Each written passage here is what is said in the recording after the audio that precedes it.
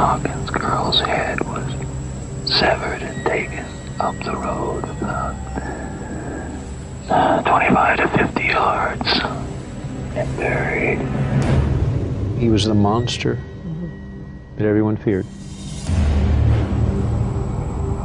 He knocked her unconscious and strangled her. What made him live was to kill. Knocked her unconscious. They handcuffed her and put her in the passenger side of the car. I would describe him as being as close to being like the devil as anybody I've ever met. Ted Bundy was one of America's most notorious serial killers. Over a 4-year period, he brutally murdered and mutilated 30 women. I don't think anybody doubts that I've done some bad things. The question is what, of course, and how, and maybe even most importantly, why. His motives remained a mystery until hours before his execution, when he claimed a fatal addiction had fueled his horrific crimes.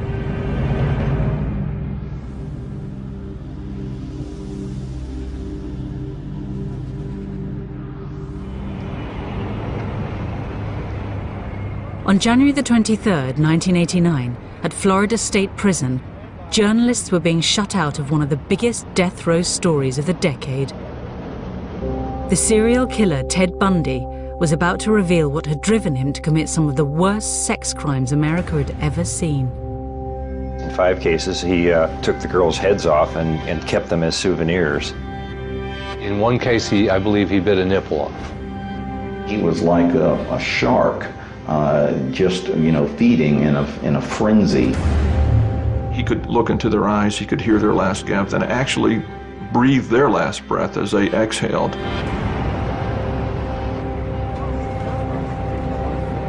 As journalists competed to get Bundy's final interview, he surprised everybody by agreeing to talk to one man only, Dr. James Dobson, a Christian evangelist who flew in especially for the interview. You really feel that hardcore pornography and the doorway to it, softcore pornography, is doing untold damage to other people and causing other women to be abused and killed the way you did others. Listen, I'm no social scientist, and I haven't done a survey. I mean, I don't pretend that I know what John Q. Citizen thinks about this. But I've lived in prison for a long time now. And I've met a lot of men who were motivated to commit violence just like me. And without exception, every one of them was deeply involved in pornography, without question, without exception, deeply influenced and consumed by an addiction to pornography. As Dobson saw it, this interview contained a powerful message, one that was central to the Christian evangelical movement, and which fanned the flames of the debate about the role of hardcore pornography in violent sexual crimes. The interview was given to every broadcaster in America on one condition, that they play it unedited from start to finish. But had porn really been responsible for turning a seemingly all-American boy into a monster? He told Dobson what he wanted to hear, that it was hardcore pornography, violent, hardcore pornography, that led him astray. And that's something that I will not allow my industry to take the blame for. I knew what he said was true. Common sense tells you that that type of hardcore material is destructive for young people especially, and it breeds disrespect and violence against women. The interview started a debate that led all the way to the White House, and an investigation into what drove Bundy that would open a chamber of horrors. He wanted to possess them as if he would possess a Porsche or a potted plant. He was basically reconstructing who they physically were.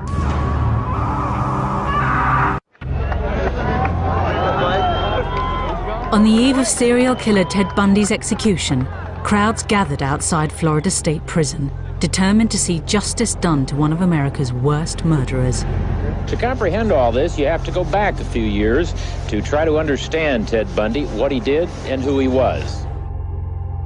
I think Ted Bundy in the United States probably is the standard by which other serial killers are judged. In a 4-year period, Bundy committed a series of vicious killings that horrified the public. Beginning with Linda Ann Healy in January of 1974, Bundy began killing approximately one girl a month. In fact, later on, the police would produce what they called the Girl of the Month Club, as they traced the girls who disappeared and then were later found dead. When police finally arrested Bundy, America was shocked. He appeared to have it all. He was good-looking, articulate, a law student and a budding Republican. But he also had a fatal addiction to pornography. Once you become addicted to it, and I look at this as a kind of addiction, like other kinds of addiction, I would keep looking for more potent, more explicit, more graphic kinds of material. Like an addiction, you keep craving something which is harder, something which gives you a greater sense of excitement. But had this addiction made him a killer? This controversial interview divided public opinion on the role of pornography in sex crimes. It was an extraordinary meeting between a violent serial killer and a Christian evangelist that had been brought about when God sent a message to a lawyer and his wife. We were watching the evening news, and they showed us a picture of Ted Bundy, and she looked at me and said, "John, the Lord just told me that you're going to have a dramatic influence over his life." With Christ's assignment in mind, John and Marcia Tanner became regular visitors to Bundy on death row. There was another issue that Ted eventually revealed, and that was the role that hardcore pornography had played in diverting his path to the one that he ultimately took. What happened with adult entertainment between 79 and 89 is became prolific. It became videotaped. It became accessible beyond people's wildest dreams. It moved out of the theaters and into the home. The Tanners' visits coincided with a sea change in attitudes to pornography. So when Ted Bundy said he had a message he wanted to be heard, they knew just who to approach. James Dobson was a Christian evangelist and a member of the powerful Meese Commission that had investigated the links between pornography and crime and was vehemently anti-porn. A repentant serial killer, especially one as photogenic as Bundy, must have seemed like divine intervention. I told him that I thought we could trust Dobson to not glamorize or pervert or sensationalize what he had to say, but would probably take his words and let him just tell his story. The interview was arranged for the eve of Bundy's execution and was greeted with skepticism by seasoned Bundy watchers. Dobson honed in on the pornography detail because that was his shtick. He was trying to have a war on pornography. He'd been part of a task force that he had helped get engineered through the federal government, and he wanted to use Ted Bundy as the poster child of why pornography is bad. In his 10 years on death row, Bundy had gained a reputation for being a cunning and manipulative interviewee. Dobson was entering the lion's den. With nothing to lose, this final taped interview seemed like the perfect opportunity to really find out what made Bundy the killer tick. First of all, you, as I understand it, were raised in what you consider to have been a healthy home. Absolutely. You were not physically abused, you were not sexually abused, you were not emotionally abused. No way. And that's part of the tragedy of this whole situation, is because I grew up in a wonderful home with two dedicated and loving parents and one of 5 brothers and sisters. In the clip, Ted talks about his childhood being loving and Christian, but at the time of his execution, a defense psychologist came up with a lot of material that suggested otherwise. It's hard to imagine the childhood Bundy described to Dobson producing a brutal serial killer. But he failed to mention something specific about his early years that others believe haunted him throughout his life. The question of Ted's illegitimacy has been sort of the topic A in all the efforts to try to figure out what was really going on inside his head. And I think it preoccupied him as well. What he'd neglected to mention was his birth in November 1946 in a home for unwed mothers in Burlington, Vermont. His mother, Louise Cowell, had gone there from Philadelphia to have Ted. She later told the story that Ted's father was a World War II veteran who had romanced her and compromised her and then abandoned her. In the course of our investigation, we interviewed a lot of people, including some of his family. One member of his family, I believe his aunt, told us that there had been suspicion that in fact his grandfather was also his father. But you know, we were not able to prove that that was the case. To avoid the shame and stigma of illegitimacy, Bundy's mother passed him off as a baby brother. Later, she moved to Tacoma, Washington, where she met and married Ted's stepfather. How nuts would you be if you were pretending to be a brother when you know it's your mother? He told me that he discovered it by going through his parents' papers, and that he said it came as a bit of a revelation to him. Now, I spoke with a boy that was a very close friend of Ted's, and I asked him if he had ever discussed the illegitimacy question with him, and he said yes. And the sense this fellow had was that Ted was deeply angry about it, that he was very hurt by it and he was upset by it. And when he tried to sort of say, well, Ted, you know, Johnny loves you, you don't worry about this sort of thing. And he said, Ted's answer was, you're not the one who's illegitimate. The young Bundy also appeared to be acutely conscious of his family's lack of money. I remember him talking to me about how he was so mortified that his family drove these sensible, ugly Ramblers, the model of automobile, and that his family didn't have a lot of money, and how he was jealous and resentful of kids in school who had more things than he did. And it's a very early sign that Ted has this sort of narcissistic fixation on things and on possessions. And of course, possessions becomes a very key word later on in his life. As Bundy was growing up in the 50s, America was discovering sex.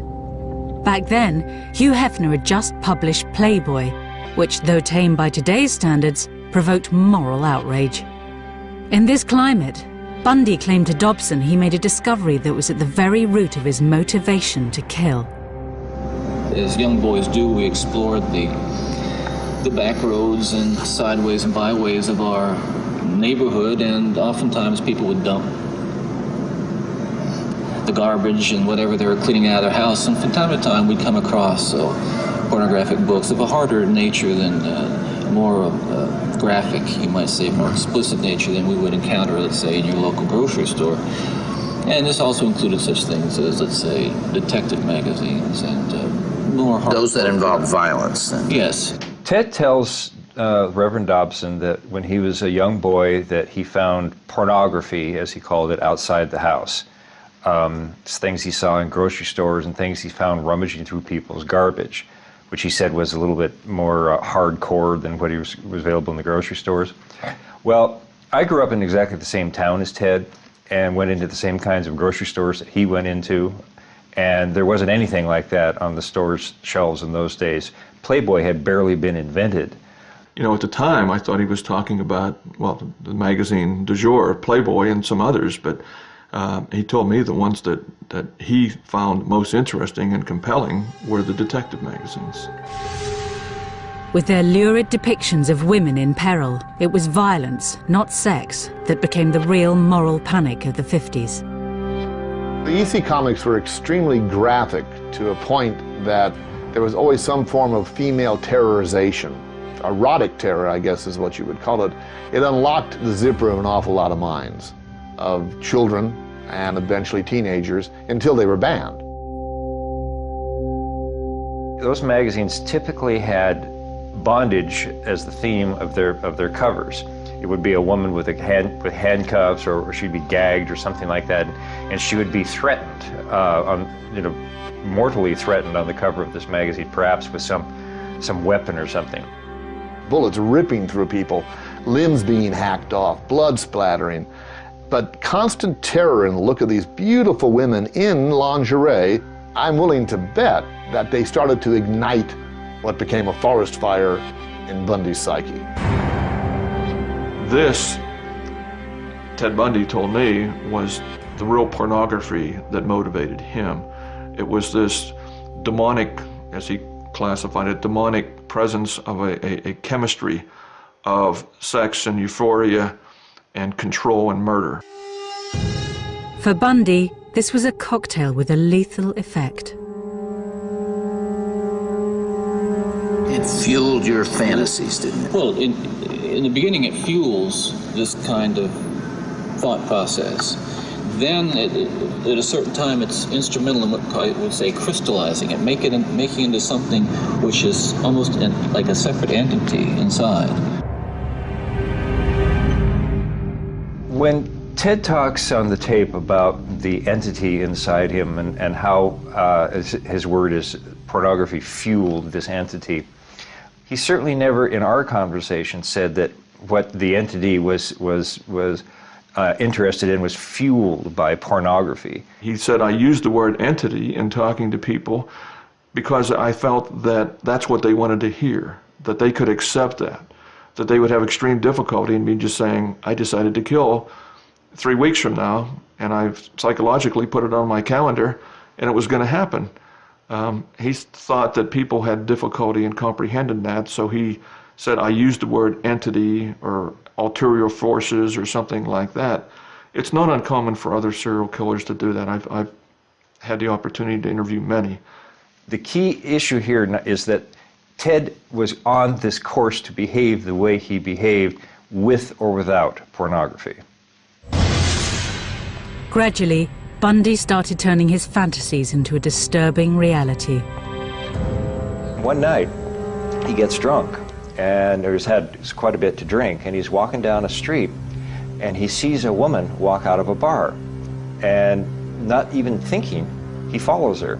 And he follows her to her house, and as she's trying to get in the door, he runs up behind her, and she screams, and he runs away. Again, he's out one night, prowling around. Again, he's had something to drink. Again, he sees a woman. This time, he grabs a stick and comes up behind her and hits her on the head. And then, again, shocked at what he's done, runs away. He gets into peeping, which is one way of getting what he wants, working on, building his fantasies. Peeping in the window, masturbating, peeping in the window, masturbating, and then one day he just jumped over the line and went nuts. On January the 4th, 1974, Bundy crossed the line. 18-year-old Joni Lenz was attacked in her bed. She was found barely breathing, covered in blood, and with a metal bed frame rammed into her vagina.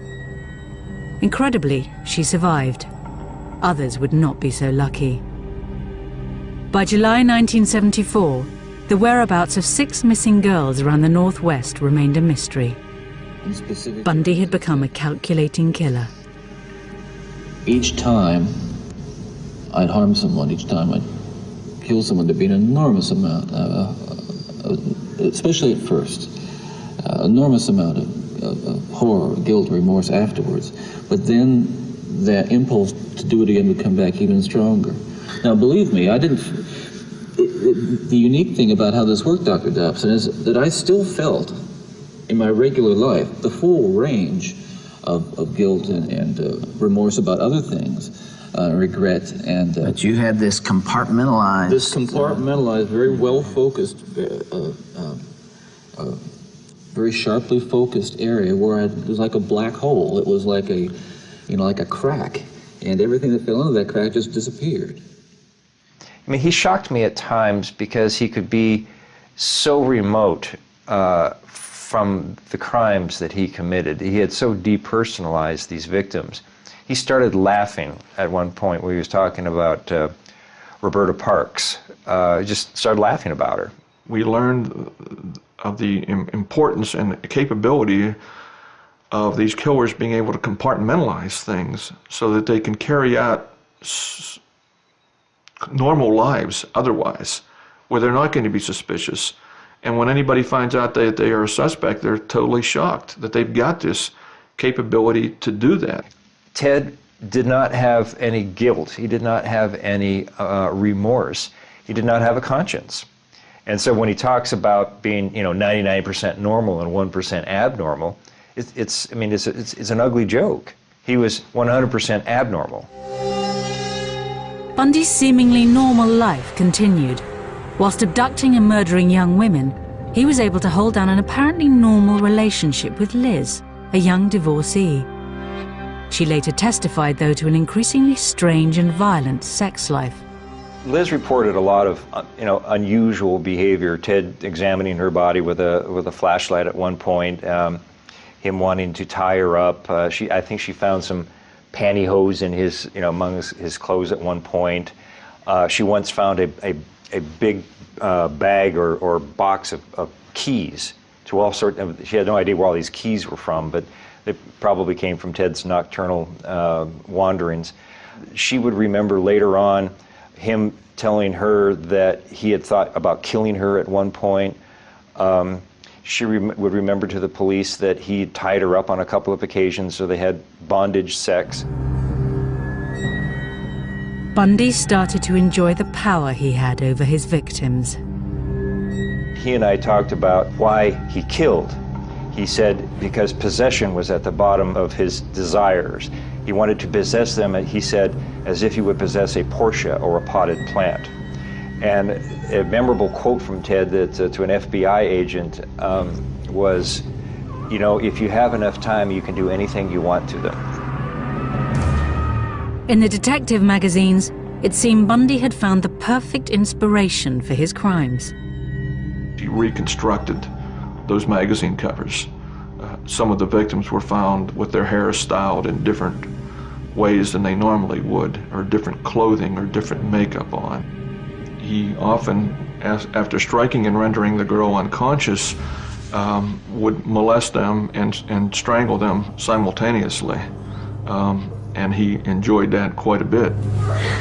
Bundy's killings continued across the Midwest until his luck ran out, and he was arrested over a failed abduction in Utah. Police raided his apartment, but what they found there and at later locations wasn't exactly hardcore. When we searched his apartment, we didn't really find pornography as such, but what we did come up with in his possession were junior majorette magazines. That's, of course, the young girls in their majorette uniforms. I think that was his form of pornography more than anything. It was just seeing these vulnerable little girls. Bundy was sentenced to 15 years for the kidnapping, but remarkably he escaped and was soon on the run and headed for his most barbaric killing spree yet. This was a vicious animal who was foaming at the mouth when he was inside that house. To the waiting crowds outside Florida State Prison, one of America's most prolific serial killers had become a demon in human form. If anybody deserves to burn, he deserves to burn. He penetrated one of them with a branch. He had bite marks on buttocks. If you took all your horror movies and put them together and got one personality out of them, there he is. To the public, Bundy's murders defied belief, but Bundy himself offered a clear analysis of what had led him to kill. We're talking about an influence that is the influence of violent types of media and violent pornography, which was an indispensable link in the chain of behavior, the chain of events that led to the behaviors, to the assaults, to the murders, and what have you. Bundy's calm appearance and apparently rational analysis belied a state of mind capable of carrying out a final, terrible killing spree. He was on the run and a changed personality. Taking a room at a boarding house just minutes away from a university campus, Bundy was surrounded by young women. When he got to Florida, he felt that he was regressing. As he said, I started to deteriorate. He reverted once again to burglaries, being a peeping Tom, all of those things that he started doing prior to him becoming a murderer. And then he recognized full well that he had gone into what he called his barbaric state. The killer struck first at the Chi Omega sorority house. He clubbed and then strangled to death 20-year-old Lisa Levy and 21-year-old Margaret Bowman. At least one of them was raped. The killer came in from the night and then returned to it with an ease that has so far baffled police and left most co-eds here terrified. So when Bundy left the Chi Omega house, he took off down this street and then turned down this corner here. He traveled maybe 3 blocks, and I imagine he was pretty much in a frenzy. The frenzied attacks at the sorority house marked a dramatic change in Bundy's deteriorating mental state. There would be one final victim.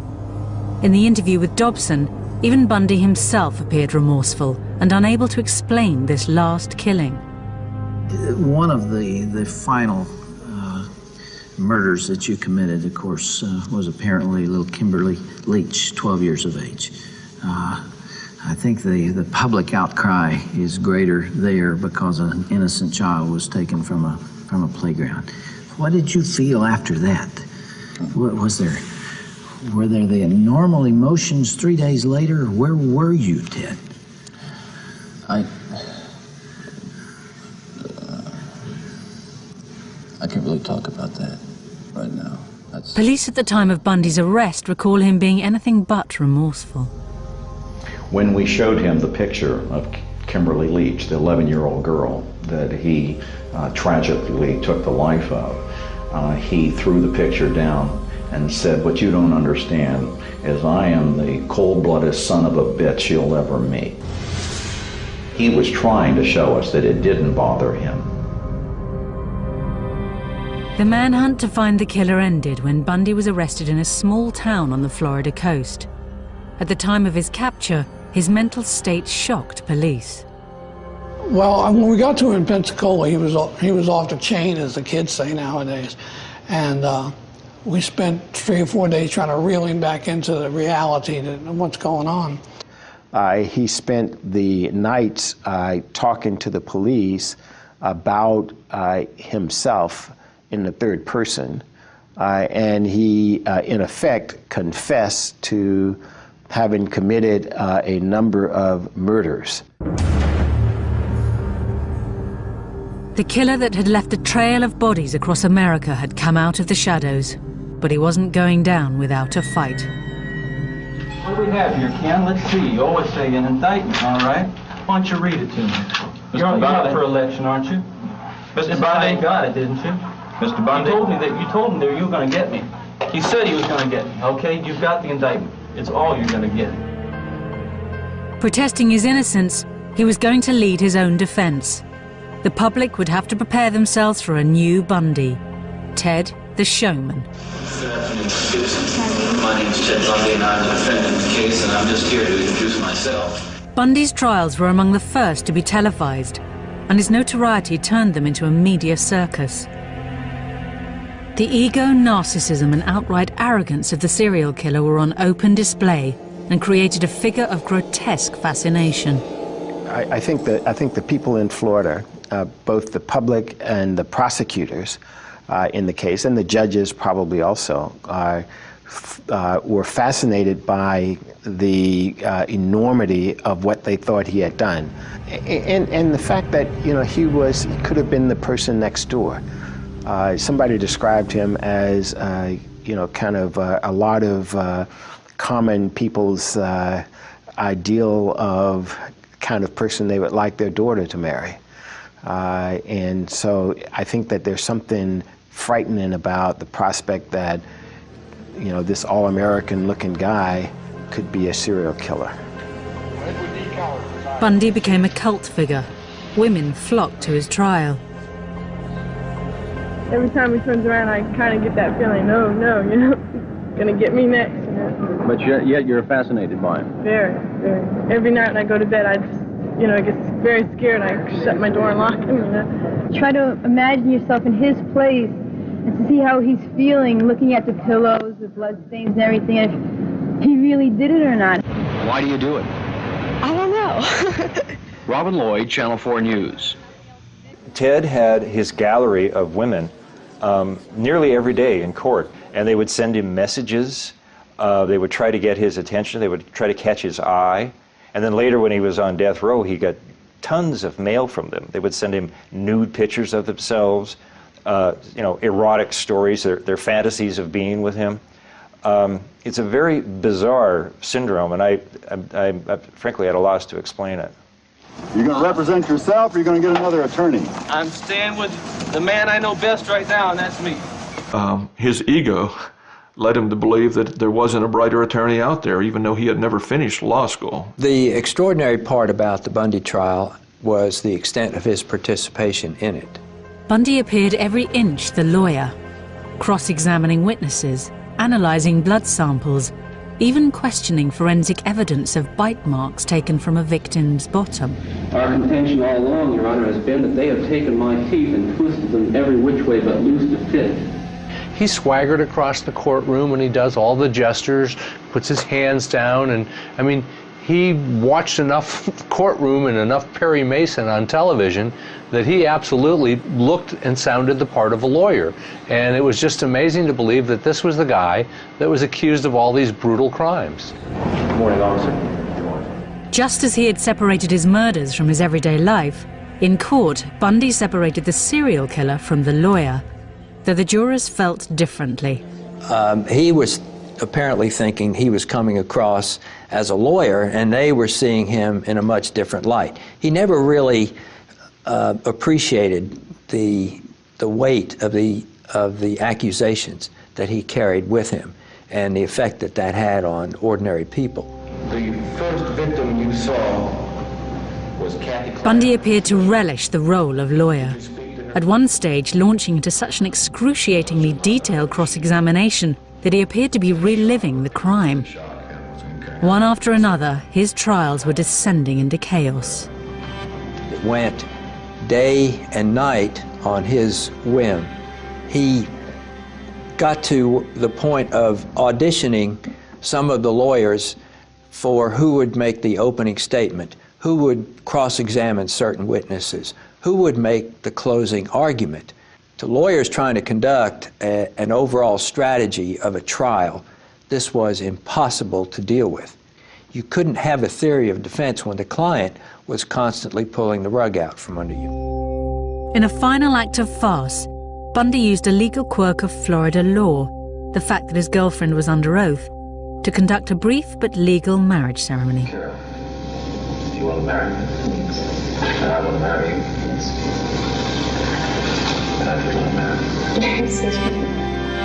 you. Here again is the difference in Ted as a defendant who doesn't see the significance of what he's doing to the jury, and Ted, the supposed lawyer in the case. I guess to Ted, it felt or made it seem that he was humanizing himself, but it looked like a trick. To me, it looked like a trick. Maybe he didn't care how it would look to a jury. Wedding or no wedding, the jury was in no doubt. Therefore, it is the sentence of this court as to count one of the indictment that you, Theodore Robert Bundy, be adjudicated guilty of murder in the first degree, and that you be sentenced to death for the murder of Kimberly Diane Leach. In the 10 years that Bundy spent on death row, books and films vied to explain what had motivated the seductive serial killer. Well, Ted Bundy was a gruesome celebrity in this country, and especially in Florida because of the murders he committed here.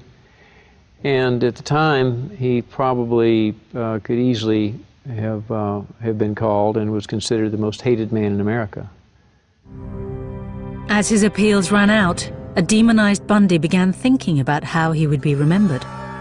You know, I make no bones about it. I am looking for an opportunity to tell the story as best I can in a way that makes sense to me and the way that'll help not just you or the families, but that's very important, but also to help my own family. You see, I saw the look in my stepson's eyes yesterday, and to see the look in his eyes confirmed my worst fears. See, he said, "Could you?"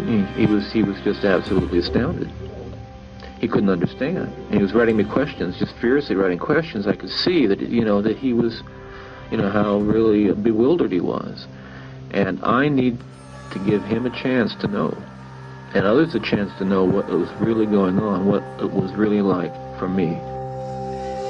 He wanted to create a legacy for himself that was something other than murder. He wanted people to see that there was another side of him, and that this other Ted had done things that were socially valuable and that were redemptive in some way. The interview with James Dobson gave Bundy a unique opportunity to offer himself up as a stark warning to society, framing his crimes against the backdrop of a young boy fatally corrupted by pornography. Those of us who have been so much influenced by violence in the media, in particular pornographic violence, are not some kinds of inherent monsters. We are your sons and we are your husbands. And we grew up in regular families. And pornography can reach out and snatch a kid out of any house today. He snatched me out of my home. It snatched me out of my home 20, 30 years ago. Towards the end of the interview, Ted sort of begins to catch on to what Dobson wants him to say, and you notice that he issues these dark warnings about all the other the other minds out there that are being polluted by what they see on cable TV, and what he's arguing is that the individual responsibility to be a citizen, to not be sociopathic, to actually be empathetic and have a conscience can be undermined by dirty pictures, and it simply is not true. Well, I believe Bundy was used as a weapon by the right-wing, conservative, very religioso, might even call him religious mafia, who decided to use him because he perpetrated sex crimes. And the minute the word sex rears its empty head, you can blame it all on the adult entertainment industry. So Bundy becomes their banner. He becomes their bloody flag to wave into the face of all these people who, because they're watching adult material, might become future Bundys. What a crock of shit. Porn as a source of inspiration or pushing these guys along, as Ted tried to say, is you have to be very careful about that, because one man's pornography is another man's bore. And the stuff that Ted read would not interest another separate offender because he had a whole separate group of fantasies that he's feeding. Plus, pornography is not necessarily sexual violence that you might find prepackaged in a magazine or in a video. When you really examine the psychology of the aberrant offender and where they go to look for things that interest them and help ratify their needs and all that, it's not necessarily what you would think. When Ted was arrested, for instance, he had a bunch of cheerleader magazines in his car. And this was deep, deep, deep into his psychopathology. It's at the end of it, when he was still looking at magazines that 12-year-old girls get in the mail.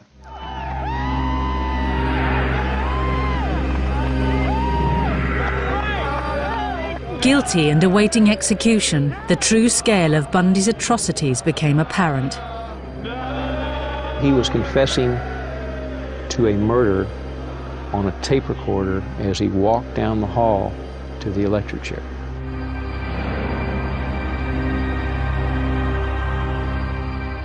He learned that his appeal had been turned down about midnight. I understand he received a call from his attorney, Paulie Nelson. Prison officials are now preparing to shave his head and prepare him for execution at 7 o'clock.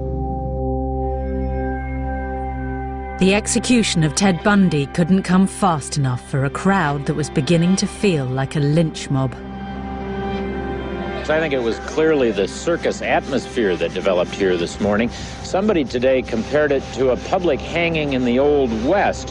Hundreds of people, maybe thousands, showed up, almost boiling over with glee that Ted Bundy was finally going to be executed. Bundy's final interview was headline news, and Dobson eagerly fed it to the waiting media. He wanted to make a statement to the world about pornography, both softcore pornography and hardcore pornography. There was a great deal of remorse. He wept several times while talking to me. He did say to Bundy's life had ended with an extraordinary meeting of two separate agendas, and it was impossible to tell who was using who. That last night before he died, we shared communion. He ministered the communion. The communion elements were a flat Coke and a piece of stale bread. And it was the most significant communion service I've ever attended. I learned through God's love that I could love the unlovable.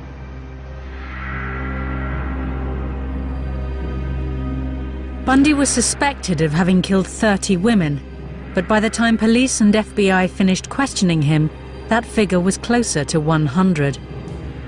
Even in his final moments, he confessed to yet more killings. He was confessing to a murder on a tape recorder as he walked down the hall to the electric chair. I knocked her unconscious and strangled her and drug her into 10 yards into the small grove of trees that was there. Somewhere around 6:20 or 6:30, the lights in the prison went off, and that's the sign when they switched to the generator. At some point, they brought Ted in, and he was being supported by the guards. Sort of walked in. And his knees just buckled. I mean, the guards had to hold him up. And then he sort of got his composure back a little bit right after that, and he sat down. They then began to prepare him for the execution, strapping him in. And he looked at everybody in the room, one by one, went through everybody's eyes, trying to see who he knew or who he remembered. And the only person he smiled at was the prosecutor, and it was kind of, hi. And then they put the headgear on, put the mask over his face, and executed him. And you see the body tense up like that, and then it sort of loosens up. And then after a little while, it'll tense up again when they hit him with the second jolt of electricity. There is a smell of burning flesh in the room, and just a light wisp of smoke from the leg, as I recall. He's gone! He's gone! He's gone! Yeah! He's gone!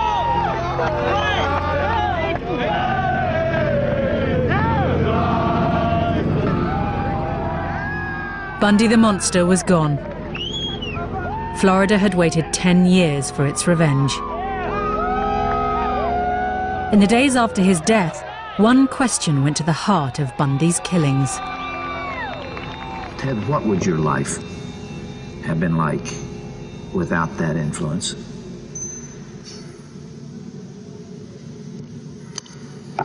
You can only speculate. Yeah. Well, I know it would have been far better, not just for me, and excuse me for being so self-centered here. It would have been a lot better for me and lots of other people. I know that, lots of other innocent people, victims and families. It would have been a lot better. There's no question, but it would have been a fuller life. Certainly a life that would not have involved, I'm absolutely certain, would not have involved this kind of violence that I have committed. He starts out by saying, pornography didn't make me do it. But by the end of the interview, he's basically agreeing with Dobson. Dobson is kind of prompting him all the way through it. I mean, Ted is fairly honest early on. He says, I'm not going to, it's my responsibility, I take full responsibility for everything that I've done. And, pornography was part of it, but it didn't make me do it. But by the end of the interview, there's sort of a cheering section for the anti-pornography forces. And with that, that if it weren't, in fact, Ted does specifically say that if pornography had not come into his life, he would not have become a killer at the end of the interview. And that simply is not true. And Ted knows or knew that that was not true, but he was willing to say it to please the Rev. The interview should have been an alarm bell for the country. It should have been a wake-up call for parents. It certainly motivated me. I launched into a vigorous anti-pornography campaign as the state attorney and lost my next election because of it. I think Ted had a lot of things going on in that interview. He wanted somehow to look a little bit better in everybody's eyes. He was probably talking to his mom. He was probably, he was so careful saying, my mother loved me and she protected me and all this sort of thing. It was Bundy trying to put his spin on his career. I asked him about pornography a couple times, and for some people it's a disease, humiliation control kind of disease. Other people it's just fun. But I asked him about it, and he said, why would I need pornography when I have the real thing? And then from what he's done during some of his alleged murders, he did have the real thing.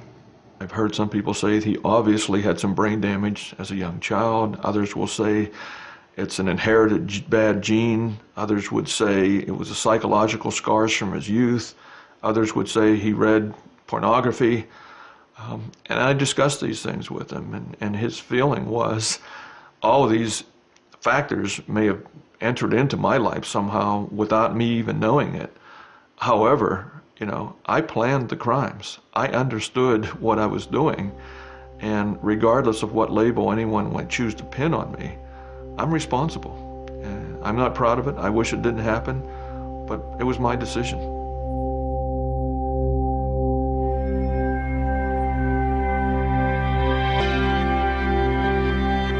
Should we ban hardcore pornography, or should we accept it as part of modern culture?